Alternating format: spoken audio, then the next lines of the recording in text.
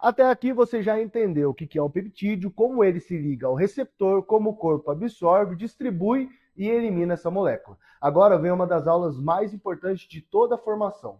Porque uma coisa é entender mecanismo, outra coisa é entender responsabilidade. E aqui está uma verdade que muita gente ignora. Quanto mais poderosa é a ferramenta, mais perigoso é usá-la sem critério.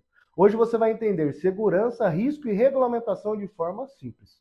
Quando a gente fala em segurança, muita gente pensa assim: se não deu efeito colateral na hora, então está tudo bem. Mas segurança não é isso. Segurança significa entender o risco antes, monitorar durante, saber quando interromper e saber quando não começar. Ou seja, segurança não é sorte, segurança é método. Uma ideia errada, muito comum, é pensar: se é peptídeo, então é natural. Se é natural, então é seguro. Isso está errado. Peptídeo pode ser natural, sintético, análogo ou fragmento molecular, mas qualquer molécula que modula o corpo pode gerar efeito desejado, efeito colateral, adaptação e risco metabólico. Tudo depende de contexto. Tem risco que aparece na hora. Exemplo, náusea, tontura, dor local, desconforto gastrointestinal, mas também existe risco silencioso, aquele que vai acontecendo sem a pessoa perceber. Exemplo, alteração metabólica, dessensibilização do receptor, alteração laboratorial, sobrecarga de determinado sistema. Então, ausência de sintoma não significa ausência de risco. Agora, vamos para uma palavra importante: regulamentação.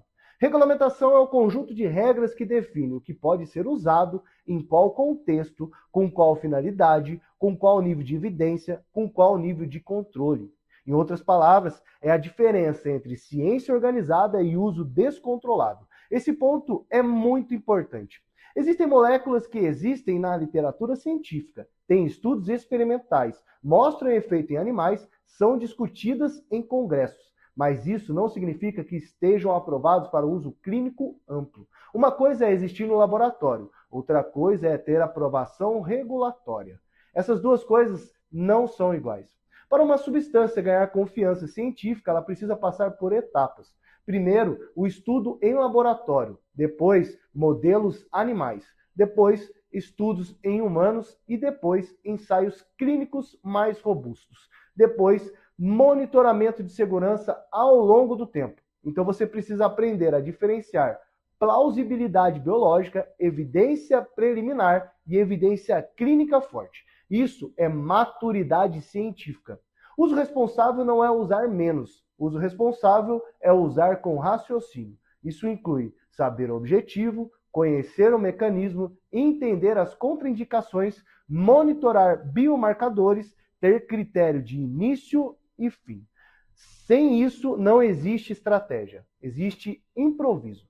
Quando falamos de segurança, uma palavra é essencial: monitoramento. Monitorar significa acompanhar o que está acontecendo no corpo, porque o corpo fala, e ele fala através de sinais como sintomas, exames laboratoriais, pressão arterial, frequência cardíaca, glicemia, função hepática e função renal. Quem modula a fisiologia precisa aprender a ler essas respostas. O erro mais perigoso não é a substância, é a falsa sensação de controle.